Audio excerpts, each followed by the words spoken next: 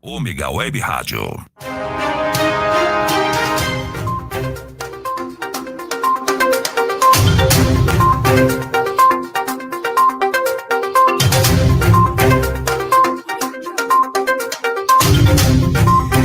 Boa noite, internautas. Boa noite, Marcelo. Boa noite, Emerson. Bom, nós estamos mais aqui um dia com fatos em destaque. Vamos falar hoje sobre a pandemia que está devastando o nosso país, não é? Hoje com 4.211 mortos em 24 horas, somando 337 mil mortos em nosso país. Uma situação bastante drástica. Nós somos o pioneiro em mortes no mundo e essa é uma situação que parece que tem uma perspectiva de aumentar aí no mês de abril, não é? Apesar da vacinação, e essa vacinação não tem também uma perspectiva de aumento, pelo menos a curto prazo, e isso está levando o nosso país a consequências drásticas, não só na questão humanitária, hospitalar, mas na questão também funerária. Nós daqui a pouco não teremos mais como enterrar os nossos mortos, e aí se tivermos que enterrar em valas comuns, sem devido sepultamento correto, poderemos ter outras consequências, e isso é um problema muito grave, que pode ter outras consequências, inclusive ambientais, para o nosso país. Isso é um problema, não é mesmo, Emerson? Com certeza, Raquel. Boa noite, Raquel. Boa noite, Marcelo. Boa noite aos nossos internautas. É uma situação complicada, uma situação triste. Cada vez mais a gente vê que as pessoas não estão, parece que, levando tão a sério. Semana passada foi feito o feriado prolongado em São Paulo e todo mundo acabou indo viajar para o litoral, para o interior, achando que era férias, né? E o resultado está aí. A tendência talvez é piorar aqui no litoral, nesse prazo de 15 dias, porque o pessoal acabou vindo para cá, a gente não sabe se acabaram trazendo o vírus ou não, e se os casos irão aumentar ou não.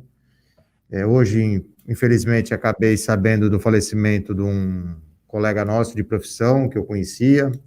No domingo foi o pai de uma amiga também. Então, assim, a gente está vendo que cada vez está ficando mais próximo e as pessoas parece que não estão tomando os devidos cuidados. Em contrapartida, os nossos convidados hoje são responsáveis por ajudar as pessoas que acabam superando essa fase de doença, enfim, acabam tendo as suas sequelas e eles acabam, dentro da profissão deles, acabam ajudando essas pessoas a superar isso, né? Eu gostaria que você apresentasse os convidados para a gente trocar uma ideia com eles aí. Sim, os nossos convidados fazem a parte de fisioterapia, né? Então, tanto durante o tratamento da Covid, como também depois que a pessoa consegue superar essa doença, que também é muito importante. Então, Marcelo, por favor, coloque os convidados.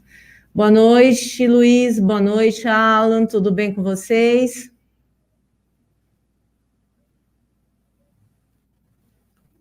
Luiz, você está sem o microfone.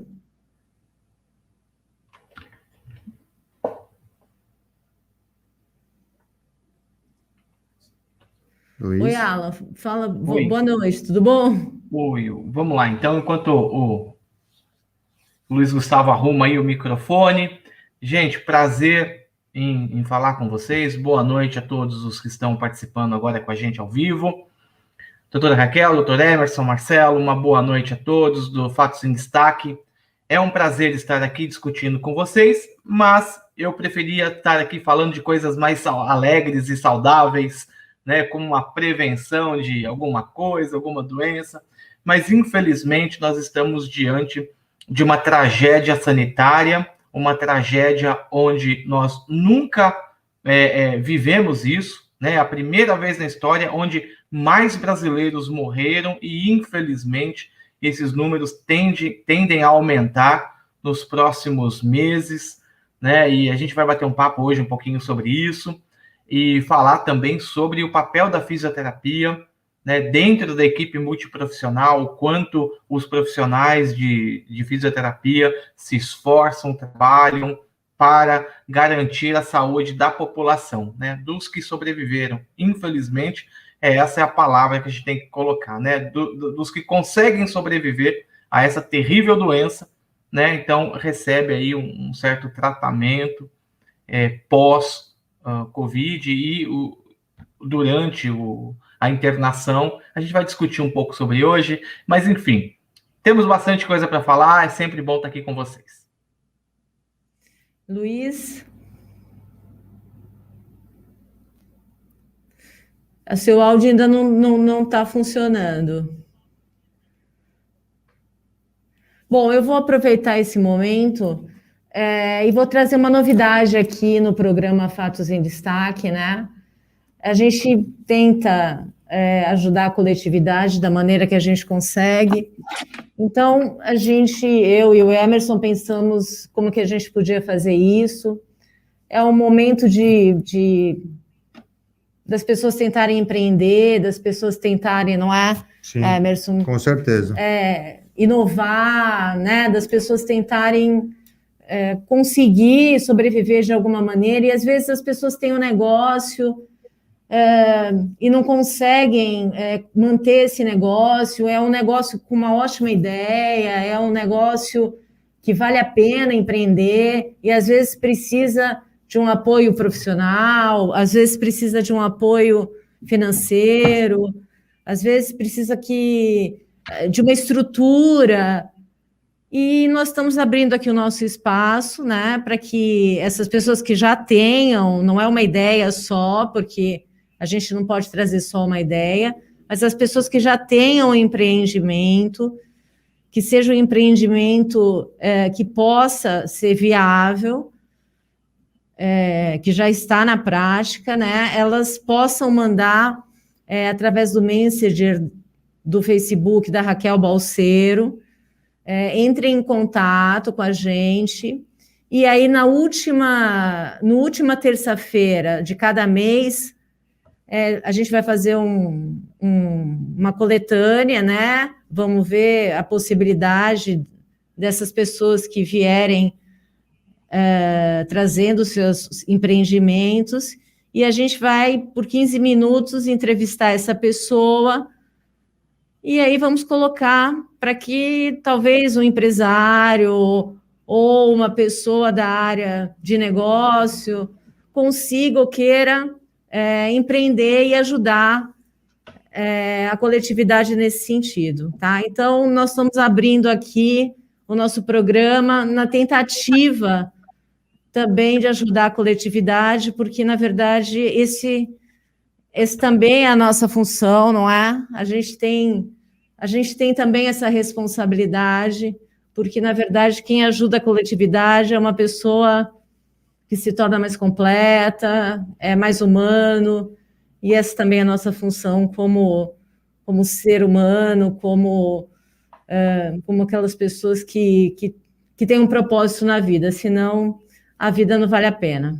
Não é isso, Emerson? Com certeza, Raquel. Acho que nessa fase que estamos vivendo, é um canal super importante para quem já tem um negócio aí, está precisando de uma ajuda, de um apoio, de repente de alguém que entenda e consiga ajudar a alavancar, ter umas ideias diferentes, porque Sim. A gente está nesse abre e fecha, hoje pode abrir, aí tem que ir para a internet, a pessoa às vezes não tem esse conhecimento. Sim, do e-commerce, né? Fazer, como não fazer.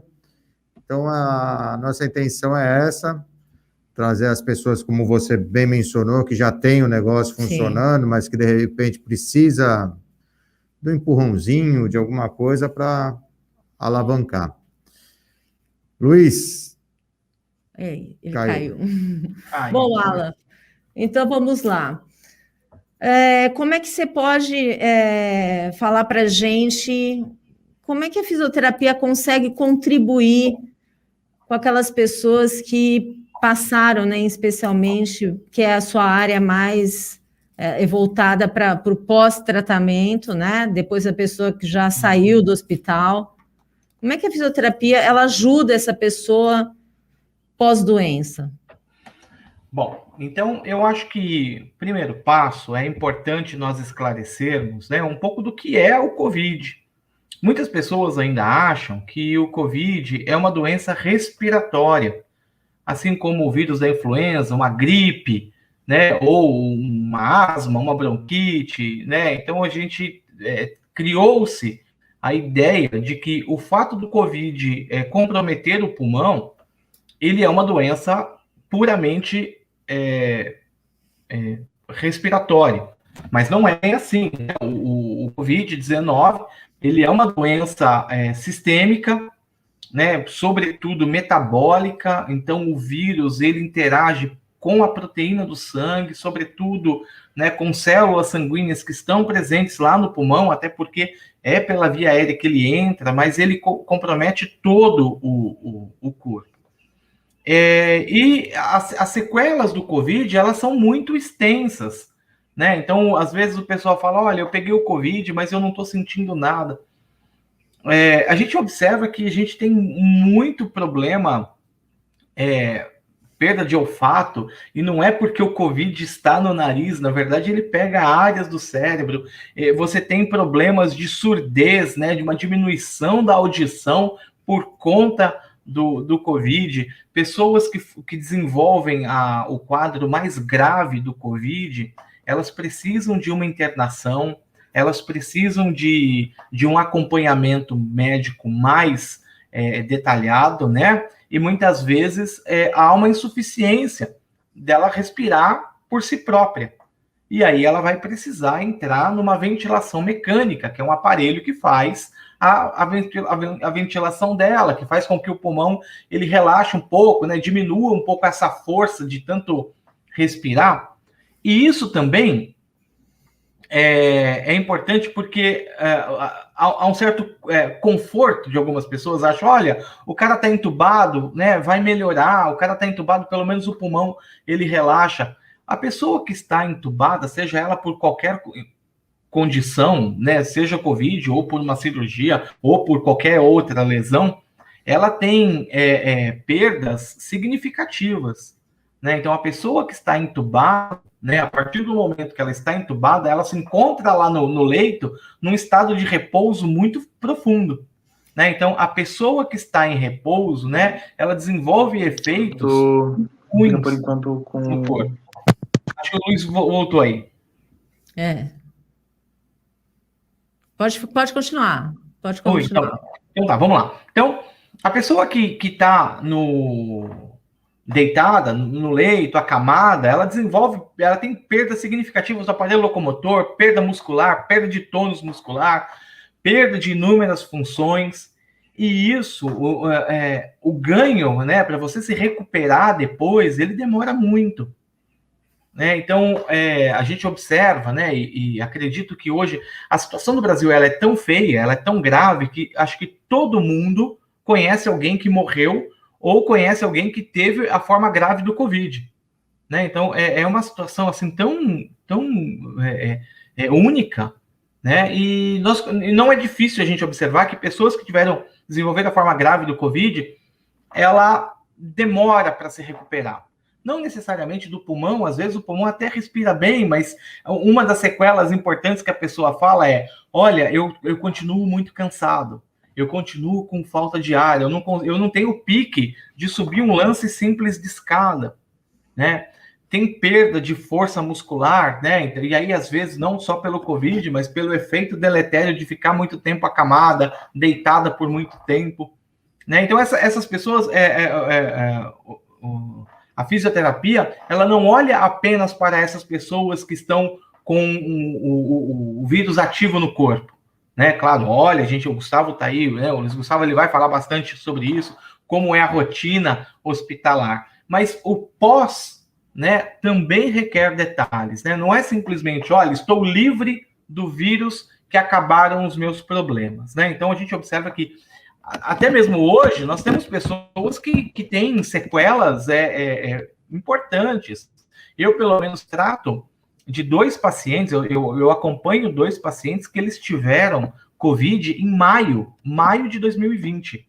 E ainda eles não estão 100% recuperados. Tiveram o caso grave, uma ficou 10 dias, outra ficou 5 dias internado, entubado, tiveram alta e até hoje, né? Então a gente observa 11 meses depois, ainda tem um acompanhamento fisioterapêutico, acompanhamento com a hidroterapia, acompanhamento com psicólogo, com fonoaudiólogo. Então o impacto do Covid no corpo, ele não é somente no período de incubação do vírus, né? As pessoas que desenvolvem o quadro mais grave da doença, elas podem ter sequelas por meses, né? Então a gente vê aí quase um ano com sequelas.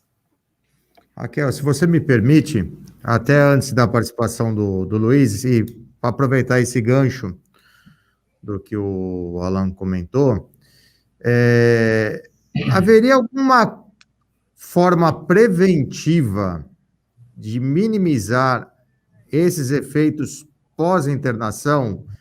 Por exemplo, recomendar a pessoa fazer uma atividade física para, se eventualmente vier ter essa forma mais grave, ficar internada, o corpo está um pouco melhor preparado para uma situação dessa, de repente um exercício aeróbico, ou não adianta fazer nada porque vai cair e não tem jeito de forma nenhuma. O que você poderia falar sobre isso? Olha, o que eu poderia dizer é o seguinte, que não existe hoje nenhuma forma precoce de prevenção ao Covid, né? Sobretudo fisicamente. Então, ele acomete, a gente vê hoje em dia, né? Então, logo no começo da pandemia, nós tínhamos os grupos de risco, né? O pessoal falando, né, tem um grupo de risco, né? Então, pessoas obesas, pessoas que têm já problemas cardiovasculares, né? Problemas de coração, problemas de pulmão, que já estão afetadas, idosos. Esses eram pessoas que eram alvo ali, né? Hoje em dia, a gente começa a observar que as UTIs, os serviços de saúde, estão com pessoas cada vez mais novas sendo internadas, né? Então, a gente, curiosamente, parece uma loteria, né? Mas uma loteria completamente diabólica que a gente vê por aí. Então, nós temos pessoas que estão saudáveis, que são acometidas pela doença e acabam demorando meses de recuperação. Ao passo que nós vemos pessoas que têm problemas, né? Eu observei, eu tive conhecimento de uma pessoa que tinha uma asma e era asmática, pegou o Covid, desenvolveu a forma leve do Covid e hoje está seguindo a vida como se nada tivesse acontecido. Então, infelizmente, não tem. O que eu posso dizer é o seguinte, que é fundamental no pós-Covid fazer um bom acompanhamento, né? Então, eu acho que esse talvez seja o grande diferencial que a gente vai conseguir ter uma saúde, uma qualidade de vida lá na frente, que após o Covid, você fazer fisioterapia, exercícios respiratórios, provas contínuas de função pulmonar, né? Então, aí sim, retomar uma atividade física, né? Então, talvez eu até deixe uma mensagem aqui para o pessoal que está ouvindo aqui, né? Então, às vezes, o pessoal que sai, né, do Covid, vamos entender que você ganhou um presente, ganhou a oportunidade de ser saudável. Então, eu acho que o Covid, ele te traz né? Se você sobreviveu ao Covid, saiba que você ganhou um presente, né? Então, um convite a ser saudável, a levar uma vida mais saudável. Ok. Bom, Luiz, vamos lá. Como é que você pode explicar para a gente como é que a fisioterapia ela interage no tratamento do Covid? Bom, boa noite. Vocês me ouvem agora? Agora sim. Boa noite. Sim. Bom, desculpe o contratempo. Sem problema. São contratempos da tecnologia. Bom, a fisioterapia no COVID, ela atua desde o momento inicial da entrada do paciente, né? desde a entrada, seja de um hospital de campanha, seja de uma tenda, seja de um pronto-socorro, onde basicamente a nossa função é administrar a saturação de oxigênio do paciente. Ou seja, é manter que ele mantenha em níveis mínimos a oxigenação do corpo. E isso a gente faz basicamente suplementando o oxigênio faltante, né? Aí, obviamente, dependendo da gravidade do problema, o paciente é medicado, a gente realiza esse desmame já no pronto-socorro e ele consegue ter alta e continuar o tratamento no seu domicílio. Os pacientes que agravam ou que ficam dependentes do oxigênio durante o tratamento necessitam de internação. A esses pacientes, dependendo da gravidade, eles são encaminhados para um leito de enfermaria ou de UTI, quando se faz necessário um monitoramento maior. Pacientes em casos mais graves, eles têm a necessidade de serem entubados e fazerem a ventilação mecânica, que a gente chama, né? Onde eles são ventilados por uma máquina, que é o respirador, e a função do fisioterapeuta é, basicamente, garantir essa ventilação, garantir a manutenção e a operação desse respirador para que a gente faça a manutenção da vida desses pacientes. O fisioterapeuta chega a fazer algum tipo de massagem também durante... porque eles ficam geralmente deitados de bruços, né? Pelo menos são as fotos que eu vejo. Eles fazem algum tipo de massagem para o corpo tentar não perder tanta massa muscular, para tentar não ficar tanto inchado, ou isso não é a função do fisioterapeuta ali? Sim, basicamente a nossa função é garantir que esse paciente oxigene no primeiro momento.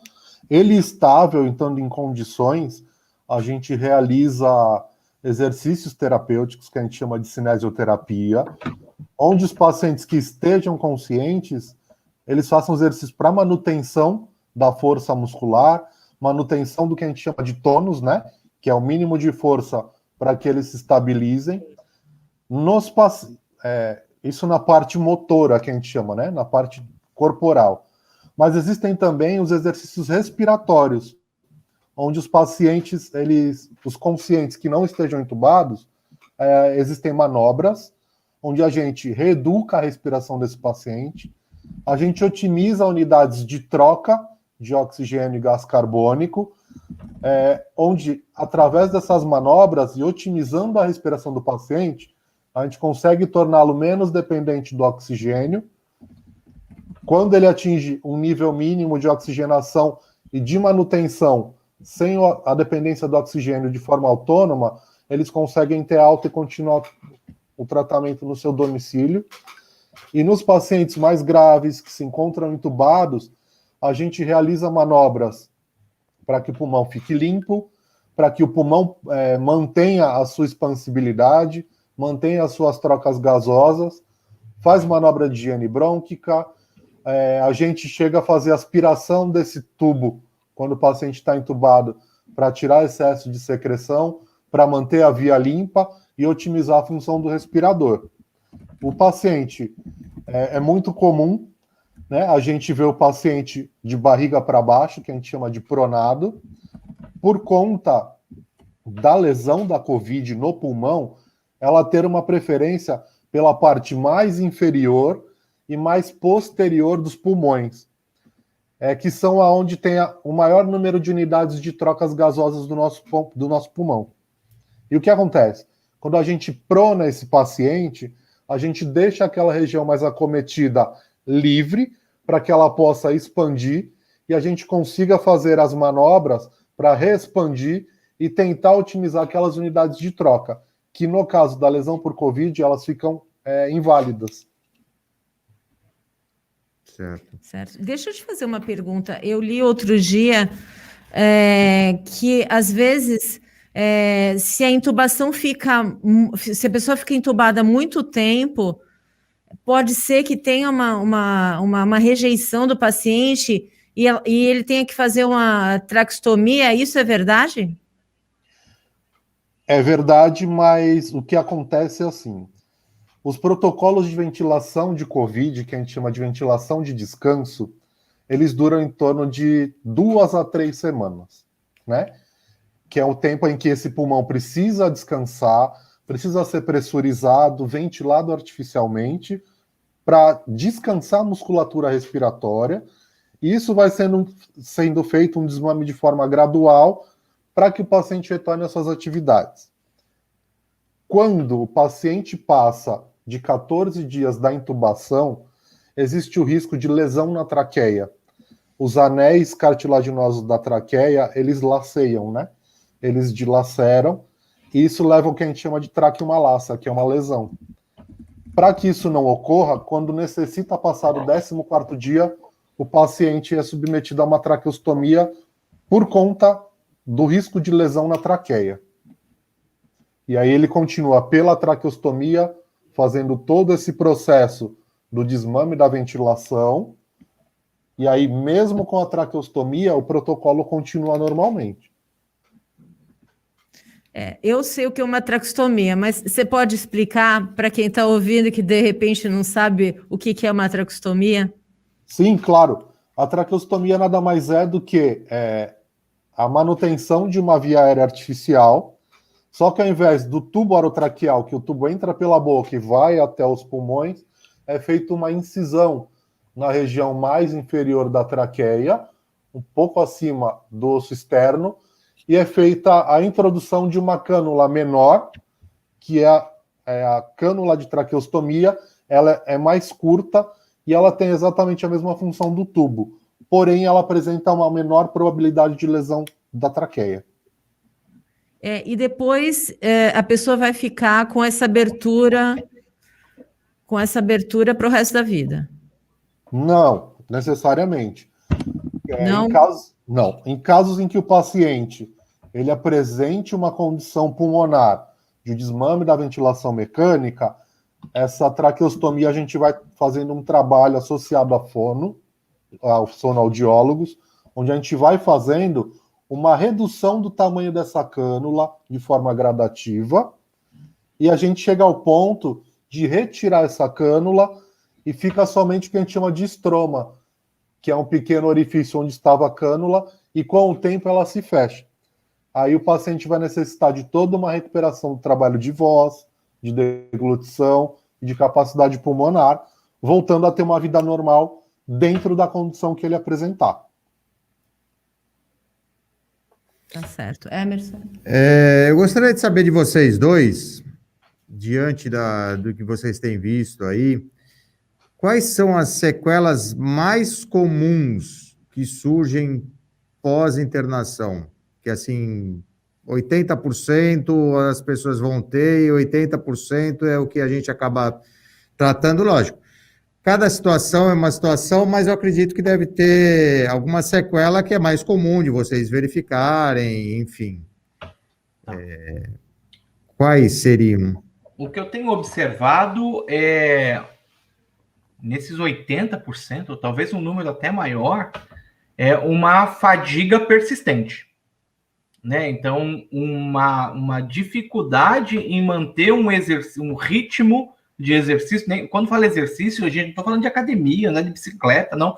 Coisas, atividades de vida diária, que dentro da fisioterapia a gente chama de AVD, né?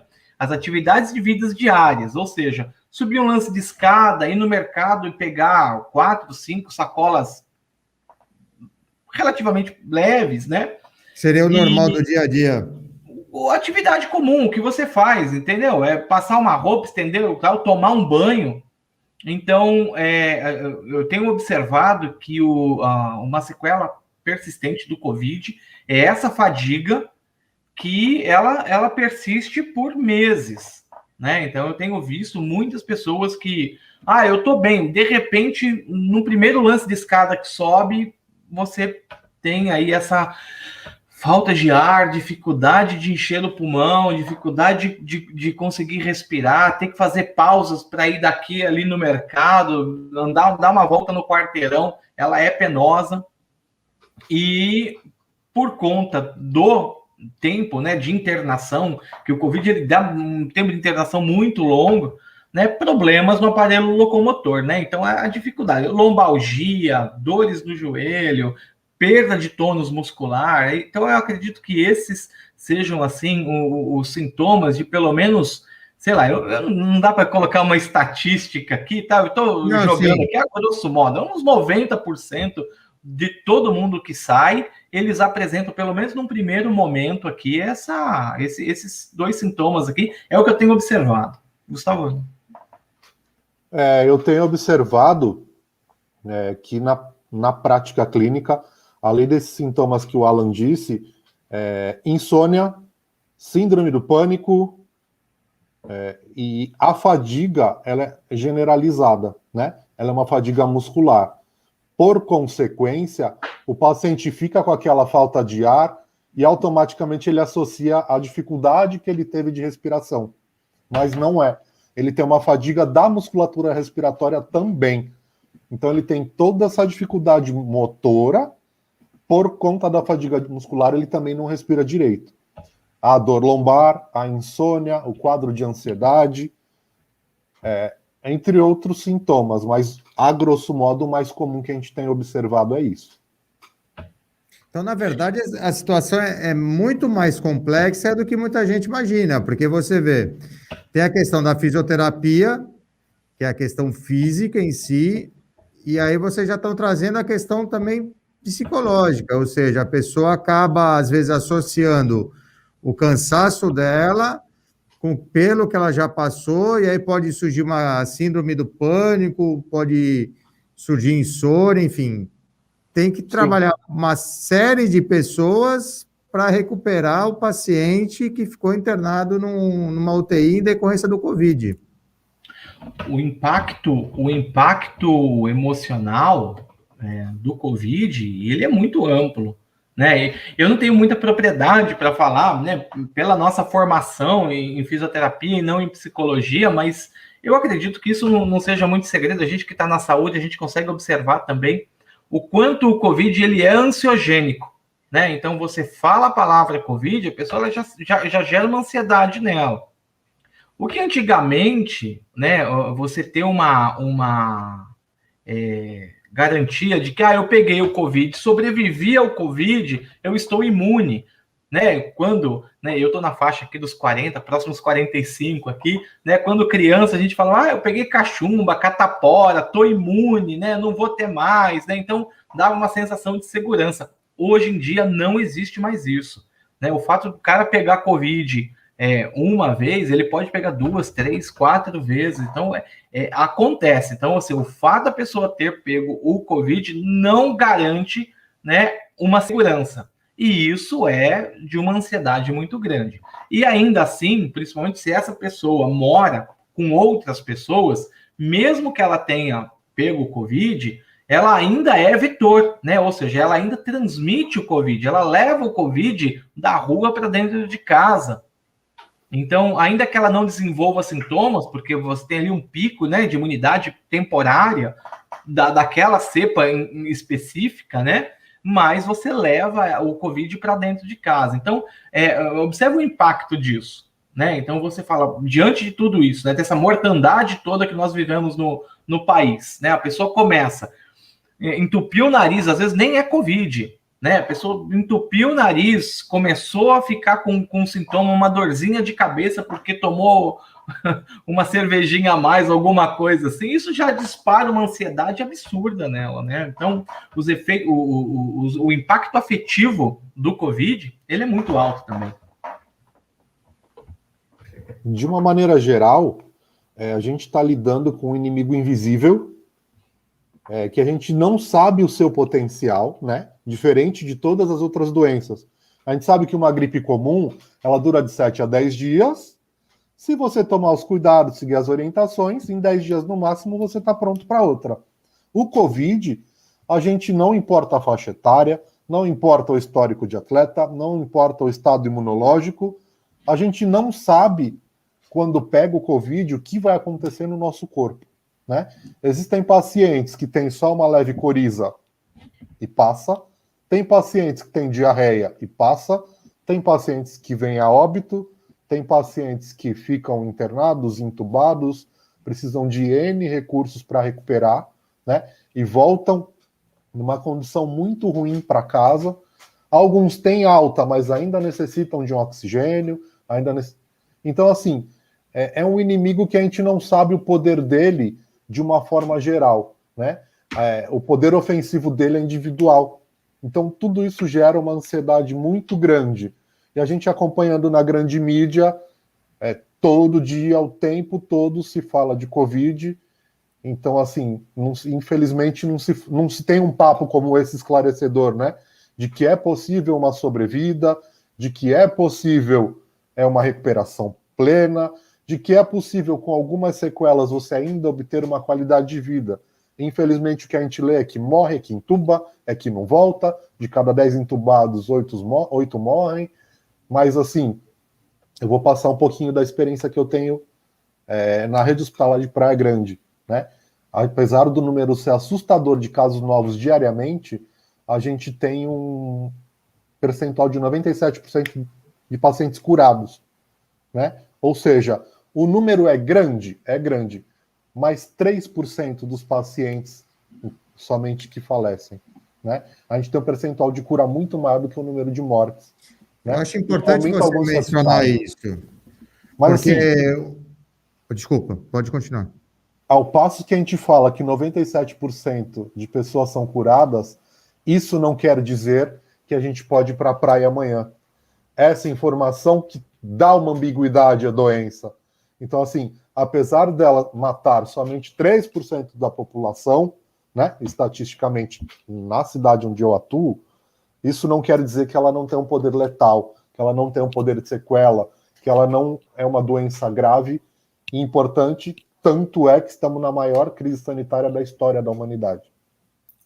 Eu acho importante você mencionar isso, porque realmente o que a gente vê na televisão é o terror. Eu acho, concordo com o que você falou, é uma doença que a gente tem que ter cuidado, tem que continuar tendo os cuidados necessários, evitar as aglomerações, fazer tudo que é possível, que a gente sabe tentar evitar. A gente sabe que não é impossível, mas evitar ao máximo. Mas o que eu vejo assim, é muito aquela notícia do terror. Morreu não sei quantas mil pessoas, só que e as pessoas que saíram? Tudo bem, sai com sequela, vai ter que se recuperar dessa situação toda. Algumas pessoas nem acontece nada, como foi mencionado, de repente é uma coriza que tem, é uma diarreia que vai ter aqui, mas passou, teve e sobrevive. Eu acho importante esse dado que você traz, assim. Lógico, a gente lamenta toda a morte que existe, é lamentável porque alguém vai estar chorando por um ente que morreu em decorrência da doença. Isso é um fato, a gente não pode simplesmente ignorar. Mas também acho importante mencionar essa questão do percentual de pessoas que conseguem superar a doença, algumas com umas sequelas maior, outras com sequelas menor, outras sem sequela nenhuma. Mas esse seu dado eu achei, assim, fundamental, até dentro do possível, tentar trazer um pouco de esperança, que eu acho que é o que está faltando um pouco, né? Hoje em dia, tanta negatividade, tanta energia que a gente vê pesada, densa, e de vez em quando vi uma notícia assim, acho importante. Raquel, eu estou exatos 1 ano e 1 mês vivendo de 24 horas por dia. Eu estava numa carga de trabalho onde eu dormia 2 noites por semana em casa. E o nosso lema da equipe da tenda lá de Praia Grande é: todo mundo que entra buscando auxílio aqui é o amor de alguém. Sim, com certeza. Então essa pessoa, ela merece todo o nosso cuidado, toda a nossa empatia, a gente tem obrigação de fazer o que for possível e o que for melhor para qualquer pessoa, né? É uma fase em que não cabe julgamento, em que não cabe a falta de empatia e que não cabe nenhum julgamento, nenhuma formação de opinião.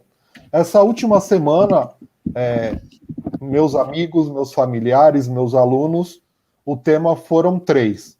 Foi o kit Covid, foi a quantidade de internação e foi o tal do lockdown, que são 3 temas totalmente polêmicos, né? Que você, se emitir opinião, você tem posição política, ou você tem posição religiosa, você é rotulado, né? Então estão sendo 3 temas difíceis de discutir, difíceis de explicar, né? Onde a gente lê muito que lockdown não funciona, por exemplo. Mas assim, a gente está comparando um país que é continental como o nosso com a Itália, que é do tamanho de 2 estados nossos no máximo. A gente compara o Brasil, que é continental, com a Alemanha, que é do tamanho do Rio Grande do Sul, aproximadamente. São então, países assim, que caberiam dentro da gente. Fácil. E assim, estão tentando comparar o incomparável com relação à estrutura, com relação à saúde, com relação à estrutura financeira, né? Com a educação do povo, que isso é o que mais dificulta, é o que mais pesa, né? Então, assim, a gente emitir opinião sobre esses temas, são temas tabu na Covid. Raquel? Sim, com certeza. Bom, vamos aqui que a gente tem várias perguntas aqui. Vamos lá. Tem bastante gente participando. Zé Luiz, dando boa noite. Maria Aparecida Coelho, boa noite. Carlos Eduardo, boa noite. Michele Tiziane, boa noite. Regina Naraoka, boa noite. Maria Purificação, boa noite. Fernando Passos, boa noite. Neve Luiz, boa noite a todos. Viviane Bartolo, um abraço. A Raquel, Alan, Luiz. Da Elaine, a nossa amiga. Cíntia de Pino, boa noite. Aí o Névio fez uma pergunta. Se for possível perguntar, pacientes que tiveram Covid no estado grave, com quais recursos pode contar para ter fisioterapia pós-alta em domicílio? Se o paciente não tem recursos financeiros, onde pode buscar ajuda para tratamento de fisioterapia pós-internação? Bom, hoje em dia a gente tem a maior estrutura de saúde pública do mundo, né? Que é essa bênção que é o Sistema Único de Saúde. Então, aqui na Baixada, o que a gente tem em Santos, por exemplo, a gente tem todo paciente que tem alta, dependendo da sequela dele, ele precisa do acompanhamento ambulatorial de especialista.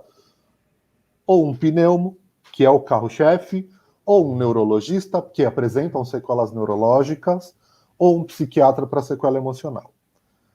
Quem necessita de uma fisioterapia pós-internação em domicílio, em Santos existe um serviço chamado CEADOME, que é o Serviço de Atendimento Domiciliar. Existe uma burocracia, existe uma hierarquia de encaminhamento, mas existe essa possibilidade.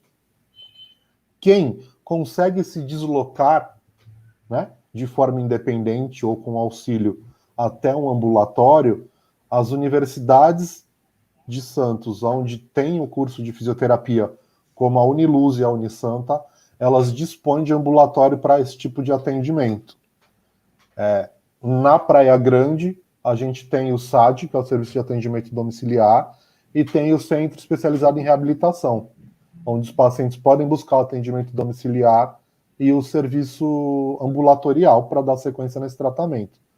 É só seguir o passo a passo de encaminhamento, leva um pouquinho de tempo, mas é possível esse tipo de atendimento. Eu queria também acrescentar, além desse trabalho... Desculpa, doutora Raquel, qual o nome do colega que perguntou no nosso... Névio, eu acho que, não só o Névio, a todos que estão nos ouvindo, é sempre importante a gente entender e valorizar, né? Então, aqui eu sou um defensor nato do SUS. E aí a gente tem que entender o seguinte, que o primeiro passo, a porta de entrada do SUS é a atenção primária à saúde, ou o posto de saúde, né? Então, é lá no posto de saúde que a gente tem que começar a trabalhar, é lá no posto de saúde que a gente tem que ter a participação da comunidade. Por quê? Quanto mais eu participo ali do posto de saúde, quanto mais a comunidade se engaja nos serviços de atenção primária à saúde, eu também fortaleço a atenção secundária ou serviços de especialidades como a fisioterapia. Então, se há uma demanda grande na atenção primária, na policlínica, na unidade básica de saúde, essa demanda ela vai ser levada para outras instâncias que será cobrado, como, por exemplo, o Servis, né, que é o serviço de fisioterapia, o CEADOME, né, e aí eu vou trabalhar de uma maneira mais global, né, não só falando da fisioterapia, mas também falando do serviço de enfermagem, do serviço de fonoaudiologia, do serviço de psicologia, né, psiquiatria. Então, todos esses serviços, eles estão engajados, né? O SUS, ele trabalha como uma rede, né? Então, exatamente como um crochê, né? Onde eu tenho uma rede que eu vou tendo as partes. Uma parte central dessa coxa de retalhos, e muito importante, que a gente tem que discutir isso e falar isso e fortalecer, é a atenção primária, é a unidade básica de saúde. Então, eu chamo a atenção de todos, e só acrescentando no que o Gustavo falou, de participar da policlínica, participar da UBS, olha, é ali, porque muitas vezes o pessoal só vai na UBS para tomar vacina. Né? Eu tenho um convênio médico, né? Eu não dependo do SUS. Essa é uma grande erro que as pessoas, um equívoco que as pessoas cometem, né? Porque a gente usa o SUS o tempo todo, né? Então hoje a gente sabe mais disso, hoje a gente tem a oportunidade de falar sobre o SUS, né? E é isso, é chegar lá na policlínica e marcar uma consulta. Olha, eu estou fazendo isso, eu tive Covid, o que eu posso fazer? Mesmo se você tenha convênio médico, conversa ali na UBS mais próxima de você, perto da sua casa, o que eu posso fazer para melhorar isso? E é eles que vão começar a entrar nesse processo burocrático para reservar vaga, para buscar novos atendimentos e até cobrar da administração pública um aumento, uma ampliação desses serviços de especialidades ou serviço mais adequado para te atender. Olha, e eu posso dizer uma coisa, porque a minha secretária é atendida pelo SUS aqui da cidade de Santos. É impressionante a agilidade, como as policlínicas marcam as consultas, ela tem um atendimento para os exames de forma, às vezes, mais rápida do que eu, que tenho plano de saúde.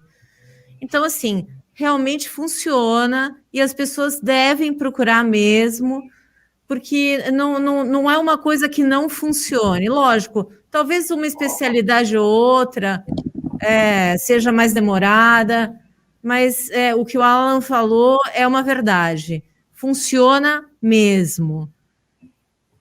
Então, agora a gente vai continuar aqui com as pessoas, o José Simão dando boa noite, a Roseli Dias falando boa noite, pessoal, em especial ao Alan. Boa noite. O Fernando Passos está dizendo, acho que vocês já até responderam, né? Quem já se vacinou, já teve Covid, não é garantia de imunidade. Então, por causa das variantes, é isso mesmo? A pessoa pode ser contaminada de novo? Não é bem assim. A pessoa que contrai o Covid, ela desenvolve a doença, né? Ou não, pode ser portador assintomático. Sim. E a gente só sabe se ela está imune mediante testagem, né? Da imunoglobulina AM ou AG, que é a de infecção ativa e de imunidade à infecção. Somente mediante essa testagem a gente pode afirmar que a pessoa está imune. Quem toma a vacina, o que a gente sabe hoje é que a Coronavac e a de Oxford, ela tem eficácia contra as 3 principais variantes que tem no Brasil, tá? Mas de que forma essa imunidade se dá? Ela se dá de forma que o paciente que contrair a Covid mesmo vacinado, ele não desenvolva a forma grave da doença, tá? Somente. Ela não garante a imunidade como as outras vacinas que você não pega mais a doença. Você pode pegar de fato, mas quadros mais leves. Entendi. É sempre importante a gente pensar no desfecho, né, da vacina. Né? Então, o desfecho da vacina é fazer com que você não seja hospitalizado, que você não precise entrar numa ventilação mecânica, que você não tenha todos esses problemas que a gente está falando aqui. Né? Eu acho que esse é o grande, o principal, aqui a vantagem. Esse, né? Eu vou tomar a vacina para não morrer. Né? Mas a gente sabe que o fim do Covid, né, ele demora um pouco ainda, né? Então, infelizmente, né, nós precisamos de máscara, álcool gel por um bom tempo ainda, né? Então, a vacinação em massa, ela só é uma parte de todo o processo de cura, né? Ele é um dentinho de uma engrenagem muito ampla. A gente tem países, né? Chile, por exemplo, que ele tem uma ampla rede de vacinação, né? Ele vacinou grande parte da população, mas os casos estão subindo lá. Né? Então, o que está acontecendo? Né? Então, às vezes a pessoa está vacinada e fala, pô, eu vou relaxar. Né? Então, a gente viu esses dias aí na mídia, o pessoal, né, estourando bingo com vários idosos, e aí, pô, mas o senhor não pode ficar aqui, meu senhor, minha senhora, então, não, mas eu já vacinei. Né, achando que esse é um desfecho muito próprio e positivo, quando em verdade não é. Né? Então nós precisamos de vacinação em massa, medidas sanitárias rígidas, nós precisamos de testagem em massa, né? Aí nessa toada que a gente vai conseguir diminuir o contágio e sair dessa condição de pandemia para epidemia. E só depois a gente vai conseguir, a longo prazo, estudar o que está acontecendo. O momento agora é frear. Tomou vacina, continua usando máscara, continua álcool gel, né? Estimula as pessoas a ficarem em casa na medida do possível, tentar diminuir a circulação, né? Nada de festa, nada de praia, nada de churrasco, que não é garantia de você não ficar doente. Pelo contrário, relaxando nas medidas que a gente começa a transmitir mais ainda o vírus. Eu trago o vírus para dentro de casa e vou matar desculpa o termo, né? Mas é quase isso, né? Então você leva o vírus para dentro de casa e você contamina as pessoas que estão morando com você, né? As pessoas que mais você ama, pode estar desenvolvendo um fato grave e até morrendo, né? Porque você relaxou nas suas medidas. E tem um dente dessa sua engrenagem, Alan, que é a educação e o segmento das normas sanitárias, que é o grande X da questão, é o que, infelizmente, nos diferencia negativamente do resto do mundo. Porque parece que o pessoal não está nem aí, né? O pessoal já tomou a vacina, não pega nada, eu sou novo, sou atleta. Gente, a gente chegou ao passo de vizinho. A gente chegou ao passo de baile funk ser acabado por tiro de fuzil pro alto do tráfico. E o poder público nada faz. Independente. Eu vi no jornal isso aí. Rolou a mensagem que era por questão de saúde. Aí você olha assim, pô, os caras vendem droga e agora tá preocupado com questão de saúde, de Covid. E o que você falou, né? Não tem idade. Oi? Eles perdem clientela, não tem idade. Ah, sim. Tem esse outro lado. E tem a questão do governo, da parte do governo de não conseguir segurar essa situação. Aí você fala, tem algo errado, né? Como é que pode o próprio crime impedir uma coisa que eles são os primeiros a fazerem, a divulgar, e o governo não consegue fazer isso? Mostra que a sociedade dá para organizar, sim. Basta alguém que cobre, né? Igual teu pai, tua mãe, alguém que pegue no seu pé. Não é o poder público que faz, poder paralelo foi e fez. Exatamente isso. E eu acho importante isso que vocês mencionaram também, a questão da vacina, que muita gente acha que já está vacinado, tomou as 2 doses, acabou e não preciso mais usar máscara, não preciso mais usar álcool em gel, posso ficar na esquina tomando cerveja sem máscara, conversando. E tem mais um detalhe, você só está com o efeito total da vacina 21 dias após a segunda dose. Não é imediato, igual uma É aspirina. exatamente isso que é importante, né? Porque as pessoas não entendem isso, acham que tomou a segunda dose e imediatamente já estão totalmente imunes, né? Além de não estar totalmente imune, Isso é não é importante. importantíssimo. Já pegamos casos graves Na verdade, no pronto atendimento de paciente que tomou a segunda dose 4 dias antes de dar entrada. pois Raquel, é. tem duas perguntas aqui interessantes. Então, eu vou fazer. Vamos lá. Ana Paula Miranda dando boa noite.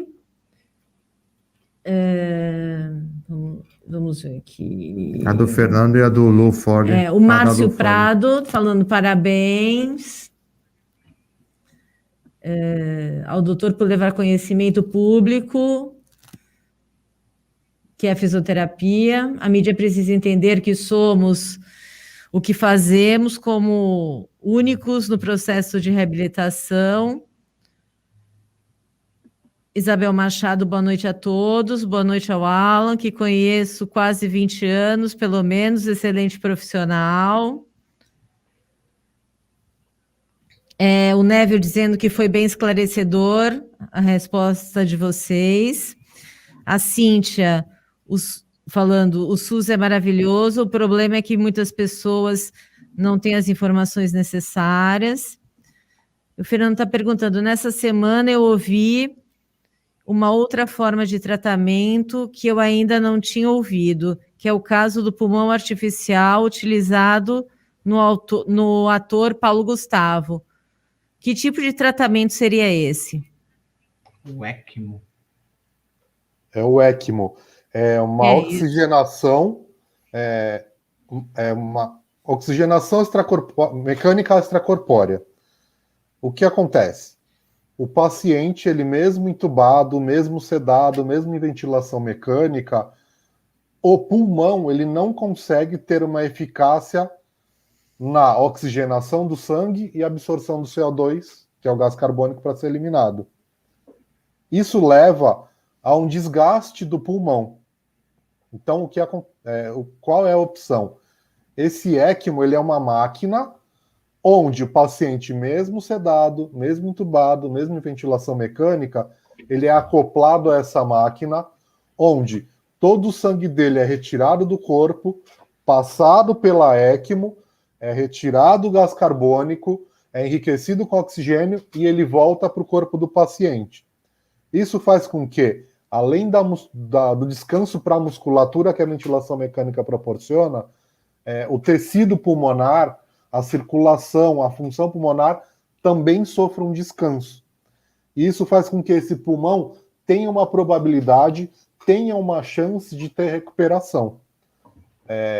Precisa de uma equipe multidisciplinar 24 horas só com aquele paciente, custa R$30 mil cada sessão desse equipamento da ECMO, e infelizmente o SUS ainda não contempla esse tipo de tratamento.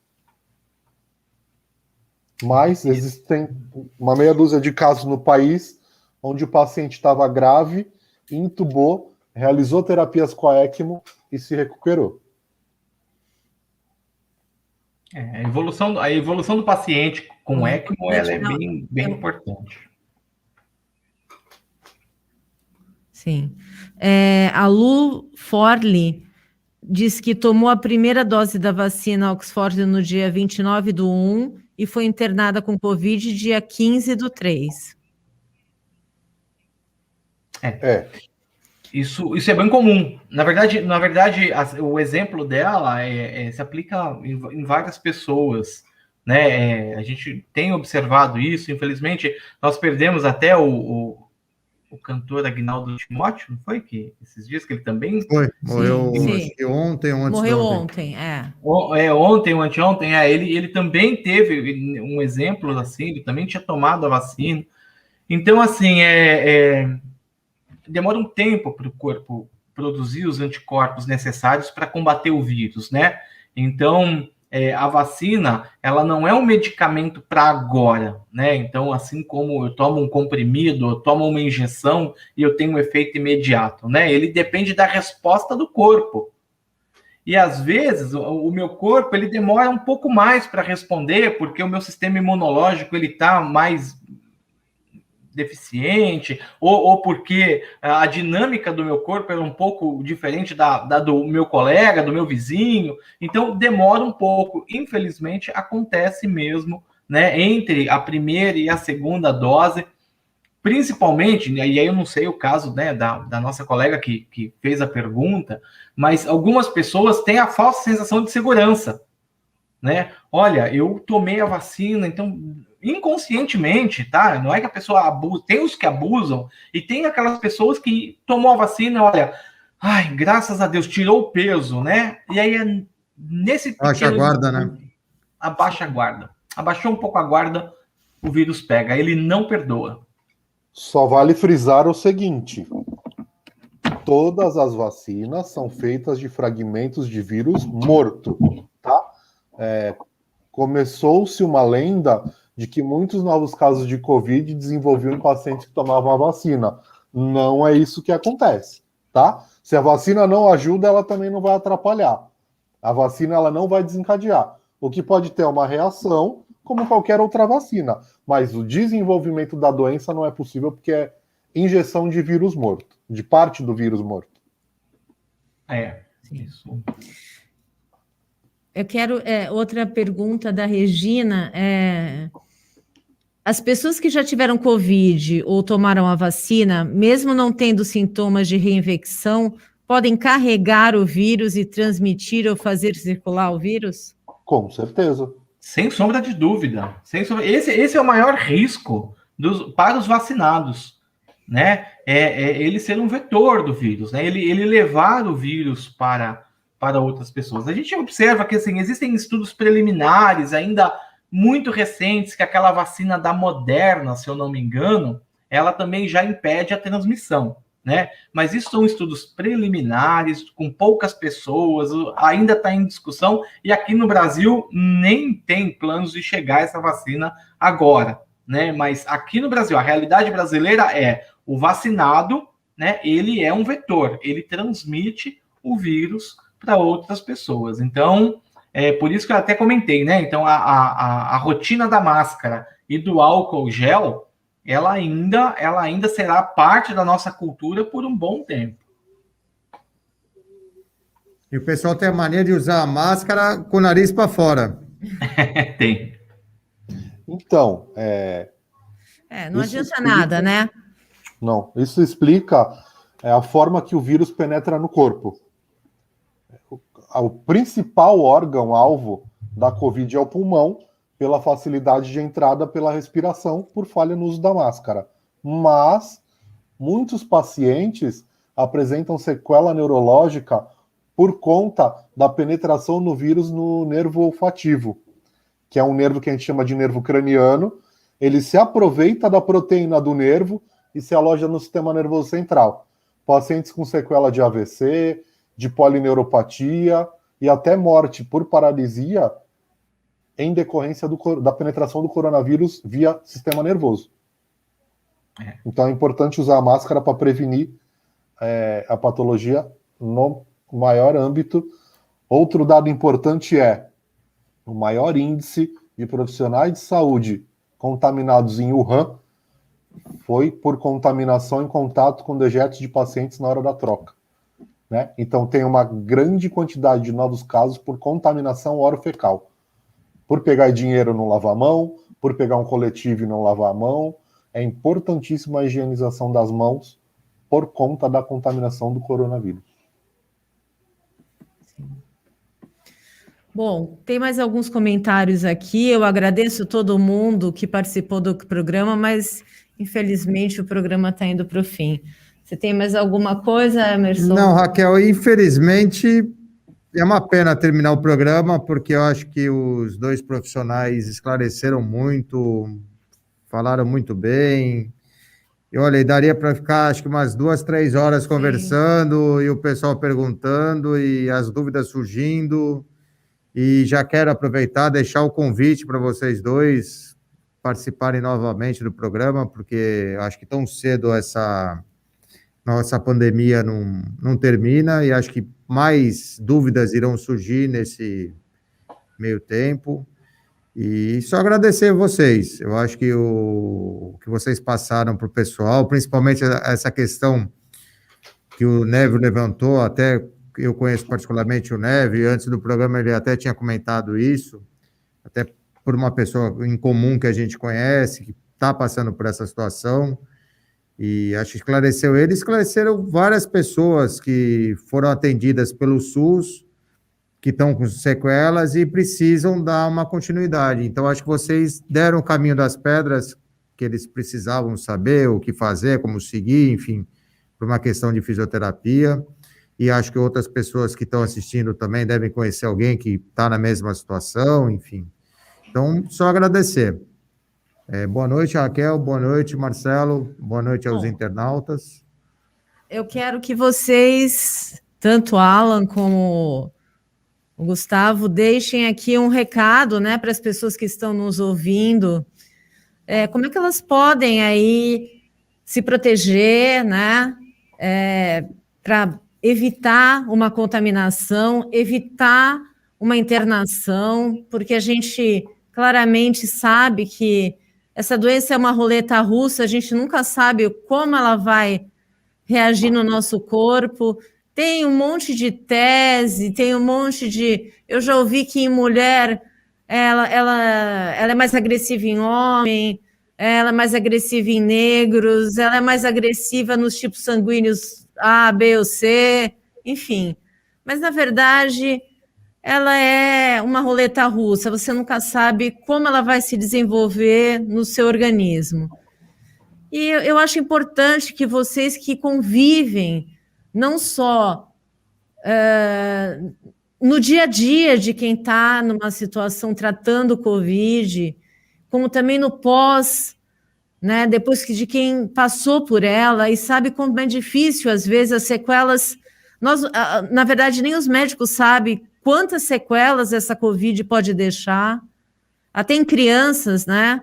A gente sabe que nos Estados Unidos foram várias sequelas que eles não sabem direito se foi da Covid, se não foi, o quanto foi. Então, eu queria que vocês deixassem um recado aí para todo mundo, o quanto é importante a prevenção e como essa prevenção deve ser feita de forma adequada.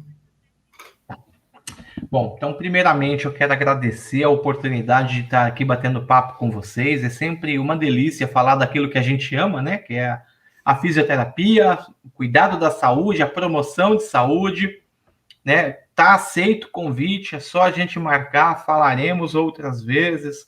É sempre muito, muito bom. Eu deixo aqui depois, né, meus contatos aí, se alguém precisar. Claro. Eu estou à disposição. Rede social, WhatsApp, aí para esclarecer mais dúvidas, sem problemas.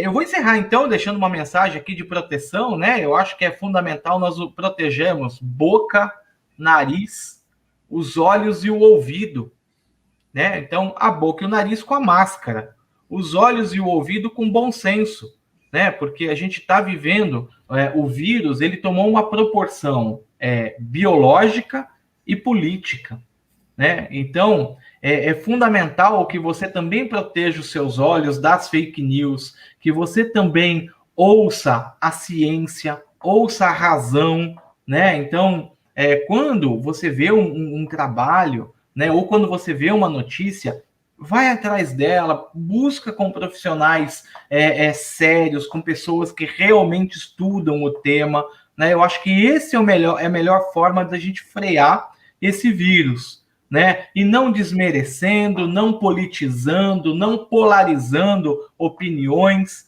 né? Agora não é hora disso, agora é hora da gente frear o vírus. E quem freia o vírus é a prevenção, é a ciência, é o SUS, né? Então, esses pilares, eles são fundamentais para a gente manter uma boa saúde, se prevenir, né? E, ao mesmo tempo, cuidar do outro, né? Então, se você não é adepto à máscara, né? seja pelo menos adepto à empatia, adepto aos bons modos e à educação, porque, na verdade, a máscara, ela, além de me proteger, eu também protejo o outro. É isso que a gente tem que começar a entender. Né? A gente tem uma ilustração clássica disso, né? De que se eu estou sem calça, né, eu consigo fazer xixi na pessoa que está na minha frente. Né? E agora, se a pessoa tiver com calça e eu sem calça, eu faço pouco xixi na outra pessoa. Agora, se eu visto a calça, né, provavelmente eu não molhe ninguém na hora de fazer xixi. Então, parece uma metáfora assim, até absurda, mas ela é a maneira mais simples da gente entender a necessidade de se usar máscara. Né? Então, assim, a gente já tem o hábito de usar lingerie, nós temos o hábito de usar roupa íntima, né? Nós temos o hábito de usar algumas coisas ao longo do nosso dia, né? Escovar o dente, tomar banho, né? Fazer o princípio de higiene, né? Que é uma coisa tão simples, né? Então, o estímulo aqui, o convite aqui é que incorpore isso no seu dia a dia, né? A máscara, você não apenas se protege, mas você protege a tua comunidade. Se você não quer se proteger, se você acha que tudo isso é balela, se você acha que tudo isso é coisa que não funciona, né? Tenha pelo menos o bom senso de proteger o outro, né? Então, eu acho que esse é o propósito da diminuição da pandemia, né? O conceito da empatia, o conceito do amor, o conceito de estar linkado com a ciência. Esse é um momento muito importante, muito delicado, que a gente vai falar disso daqui 20, 30 anos, as pessoas estarão falando sobre isso. Lógico que terão coisas boas, vacinas que em 10 meses, né, foram desenvolvidas, isso é um avanço tecnológico. A crise, ela é boa, né? A crise, ela também nos traz resiliência, ela também nos traz coisas importantes. Agora é hora de a gente frear esse vírus, né? Então, ajam com consciência, tenham pé no chão, lavem as mãos, usem máscaras, fiquem em casa, apoie as pessoas que estão do lado, né? Sobretudo os vulneráveis. Eu acho que esse é um momento importante. E, sem dúvida, fortalecer e valorizar o SUS. Sem ele, a tragédia seria um genocídio, seria um holocausto sem o Sistema Único de Saúde. Muito obrigado a todos, é um prazer. Então, Alan, deixa seus contatos. Sim, eu vou deixar aqui, ó. Alan Senigalha é meu nome, ó. Procurou aí, rede social, né? Facebook, Instagram, @Alan Senigalha, tá aí meu nome, e-mail também, o meu nome completo tá aí, né, na tela, alansenigalha@gmail.com, tá fácil de encontrar e eu tô à disposição de quem precisar.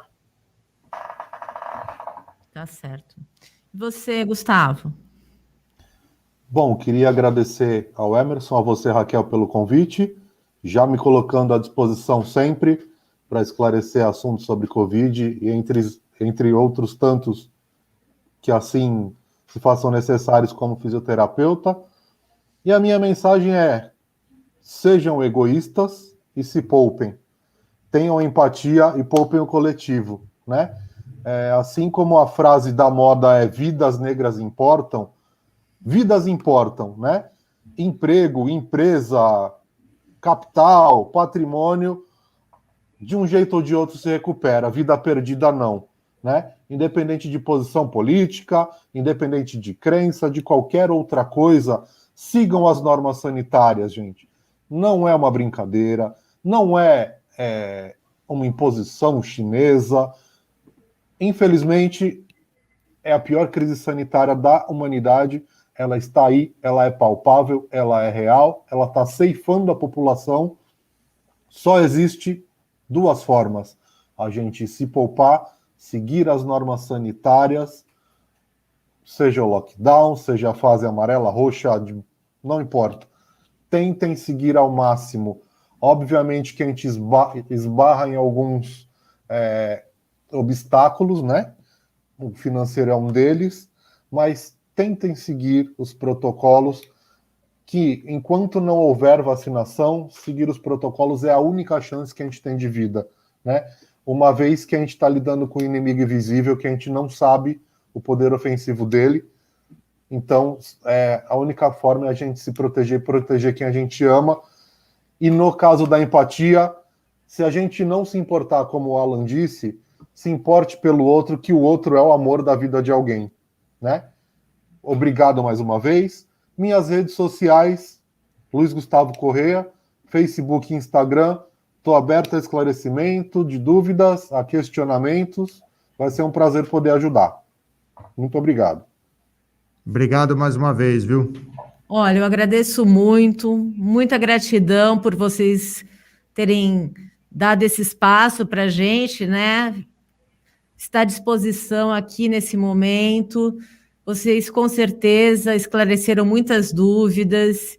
Foi muito prazeroso esse momento hoje, comigo, com Emerson, com Marcelo. Boa noite a todos e até a próxima semana com Fatos em Destaque. Muito obrigada.